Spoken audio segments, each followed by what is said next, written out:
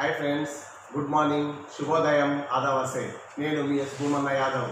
మిత్రులారా, మానవాళికి జీవనాధారం తాను పుట్టిన నాటి నుండి చచ్చే వరకు ఎన్నో రకాలుగా ఉపయోగపడే ఒక ప్రకృతి వనరు ఏమిటో తెలుసా? చెట్టు గొప్పతనం గురించి ఒక్కసారి అవలోకనం చేసుకున్నట్లయితే, బొగ్గు పులుసు వాయువులను పీల్చుకుని ప్రపంచ మానవాళికి జీవావళికి ప్రాణవాయువును అందించే ఒక ప్రాణదాత ఈ చెట్టు. తన ఆకులను బెరడులను ఔషధాలుగా మార్చి ప్రాణాలను నిలబెట్టే ఒక ప్రాణదాత ఆ చెట్టు.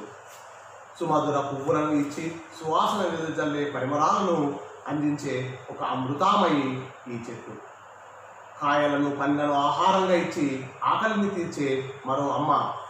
తాను చస్తూ కూడా ఫర్నిచర్ లేదా గృహోపకరణాలు శోభాయమానాన్ని పంచుతూ మనకు పుట్టిన నాడు ఉయ్యలై ఊపి చచ్చిన నాడు కాడై కాలుతుంది. మరి అలాంటి ఆ కరుణామయి గురించి తన అంతరంగాన్ని ఒక కవి ఇలా వర్ణించాడు. పచ్చని చెట్టును నేనురా, పాలుగారే మనసు నాదిరా.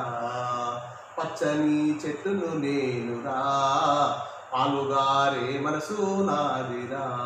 కొమ్మను నేరెమ్మను, కొమ్మను నేరెమ్మను, నీకు తోడుగా ఉండే అమ్మను. కొమ్మను నేరెమ్మను, నీకు తోడుగా ఉండే అమ్మను అని చెట్టుని అమ్మతో పోల్చాడు. సో ఫ్రెండ్స్, తల్లి లాంటి మొక్కల్ని పెంచండి, కానీ తుంచకండి. ధన్యవాదాలు.